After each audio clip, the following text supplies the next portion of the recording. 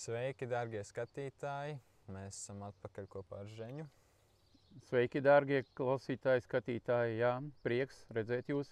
Šis ir pēdējais video klips lielajā tēmā kristīgā reliģija vai ticība caur Jēzu Kristu.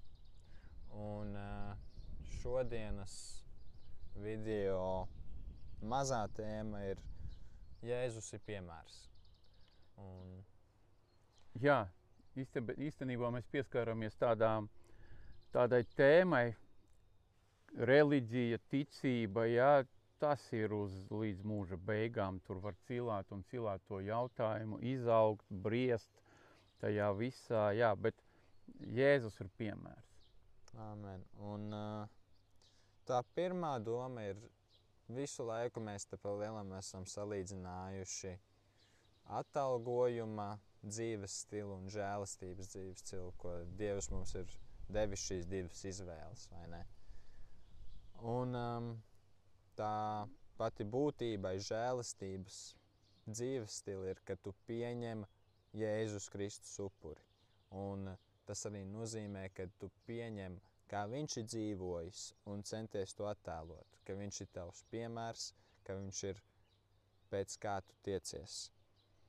Jā, es gribu arī tādu, ziniet, es varu, jā? Droši. Es gribu tādu arī domu pateikt, kura tāda varbūt bišķīt mistiska, jā? Bet kad Ādams un Ieva, viņi nogrēkoja, mēs zinām, ka viņi izdzirdot Dieva balsi, viņi aizskrēja krūmos. Un mēs saprotam, ka tā nebija viņu tāda intelektuālā izvēle, tā grēka apziņa. Viņi vienkārši aizskrēja, kaut kāds spēks, kurš viņu nevar intelektuāli izskaitļot. Viņš viņus ievada krūmos. Un arī ir Dieva spēks, ja? Mēs zinām, ka ir tāds Bībeles pants, kad zemnieks sej sēklu, viņš to iesej, viņš neredz, kas tur notiekās tajā zemē, kad iesēta tā sēkla, ja? Viņš vienkārši pēc kaut kāda brīža atnāk un viņš to ražu izrok, nogriež, salasa, ja? Un tā ir tāda stipra ilustrācija par Dieva vārdu. Tas ir Marka 4. nodaļā, tur kaut kur uz beigām, ja? Tā doma par to sēklu. Un tā doma, ko es gribēju ar to vārdu noilustrēt, ir arī Dieva spēks, kurš ir ārpus mūsu intelekta, ārpus mūsu spējām, apziņām. Un tad, kāpēc es to saku, ja? Kad mēs tagad pieņemam to žēlastības, to atklāsmi, ka ne no darbiem, ka no mīlestības, un kad mēs pieņemam, ka mēs esam nevainojami, svētie cilvēki, jo Kristus asinis pietiek, lai mūs pa tādiem uzturēt, ja? Tad mūsos veidojās svētais gars, tas nemanamais spēks, viņš veido to spēju būt kā Kristus. Ne vienkārši mēģināt līdzināties, jā, es tur, nezinu, es ienīstu tur Ernestanti, jā, bet es censīšos viņu mīlēt, jo tur, nē, tā žēlastība un tas briedums, viņš dod to īsto brīvību, vispār nepievērst uzmanību cilvēciskām, grēcīgām izpausmēm vērstām tieši pret manu personu, manu to iekšējo mentalitāti, kura varbūt kaut kur viņa sāp no kaut kādiem apvainojumiem vai vilšanām. Jā, saprotiet, mēs esam spējīgi pārīt tam visām cilvēciskām lietām būt kā Kristus, domāt kā Kristus, redzēt cilvēku un nešaubīties, ka viņam vajag palīdzību. Viņš ir slims, zināt automatiski, vot tā, zināt, tāpat, kā atvērsi krānu, tur tecēs ūdens, ja? Tas ir vot tā. Tāpat, viņš ir slims, viņam jābūt veselam. nav naudas, ir žēlastība, bats, darīt to un to un to, un tad mēs ņemam piemēru no Jēzu Kristu, un mēs sākam rīkoties kā viņš, jo tas pārdaviskais spēks, tā spēks, kurš izaudzē to sēklu un dod augļus un ražu no tās sēklas, ka tu esi cilvēks, kurš ir svēts, dargais draugs, kuru Dievs redza par svētu, kurš bija vienreiz atdalīts.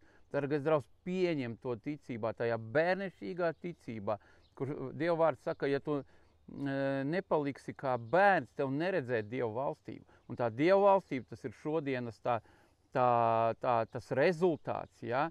Ka tu tādā ciešā savienojumā ar Dievu caur svētā gara spēku, tev ir raža būt kā Jēzus, darīt to lielo, kas ir atspoguļots Marka 16. nodaļa, ejiet pa visu zemi un sludiniet vārdu, jūs liksiet rokas uz slimajiem un viņi būs dziedināti, manā vārdā jūs izdzīsiet ļaunos garus, jūs augšām celsiet miroņus, ja, ko indīgo jūs izdzersiet, tas nebūs jums par ļaunu, tas jūs nekā neietekmēs. Ja?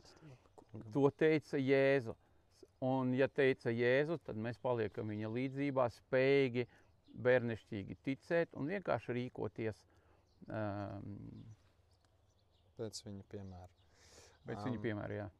Jā, un es vēl gribētu piebilst, lielā tēma atkal, vai ne, tas reliģiozā ticība pret Jēzus piemēru.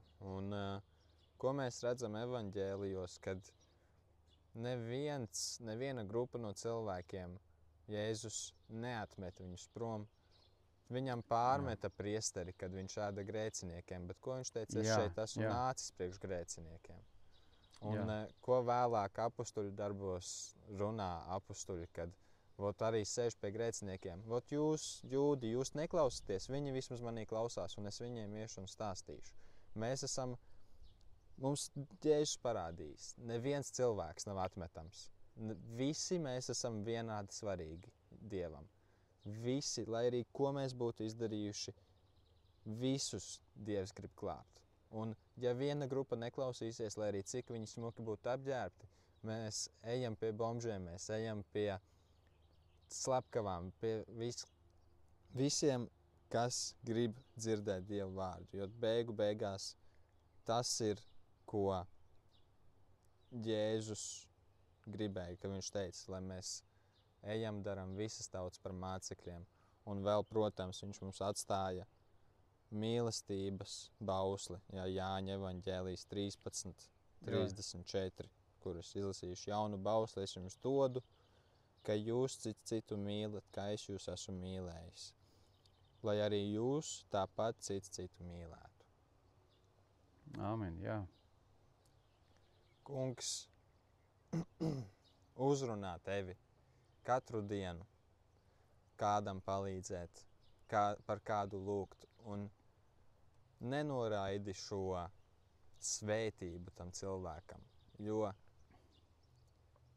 tas nav, lai tu kaut ko nopelnītu, bet tas ir, jo tā ir tava daba. Ja tu esi Dieva bērns, tava daba ir mīlēt citu, atdoties citam, palīdzēt. Tev plūst ārā, tev izpaušās. Amen.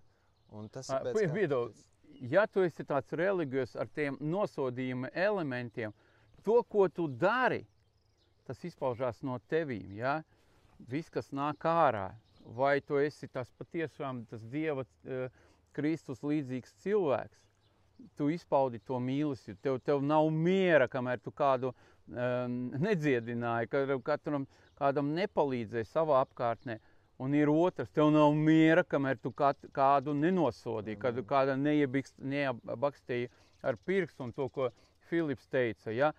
Jēzus nevienu neatstūma. Jūs nekur neatradīsiet. Ja? Es zinu tās reliģiozās doktrīnas, kuras atkal, lai attaisnot cilvēcīgo tādu grēcīgo nemīlestības dabu, ir doktrīnas, kura nosoda Jēzu Kristu, izdomā visādas tur muļķības, tur vecās derības, kaut kādus piemērus ievelkās jaunā derībā, bet ja tu esi svēts, tu nevienu neatstum. Piedod, Filip.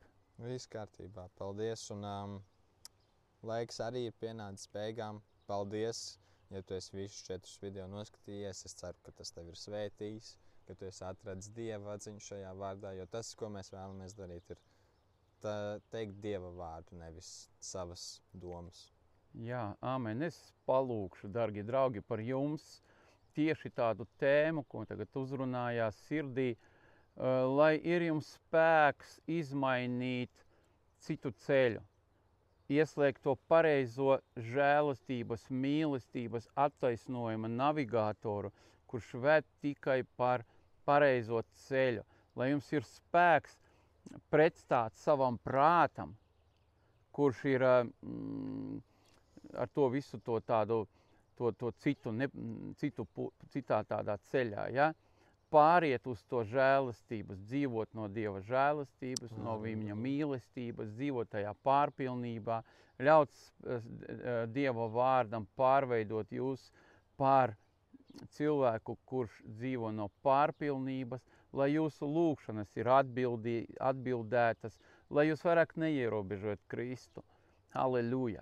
Es svētīju jūs, dārgie draugi, es svētīju jums, lai Svētais Gars stāv klāt, lai Dieva Gars palīdz jums saprast to ceļu, pieņemt, lai iekšā nekas nedumpo pret Dievu un lai jūs kaut kādus ļaunumus ar tādām domām, ka Dievs ne visu grib, ne visu atbild, lai jūs to nepretstājat Dieva gribai. Vienkārši esat pazemīgi Dieva priekšā un viņš veido jūs, un tad jums būs arī un darbi, un veiksme, un atmoda, un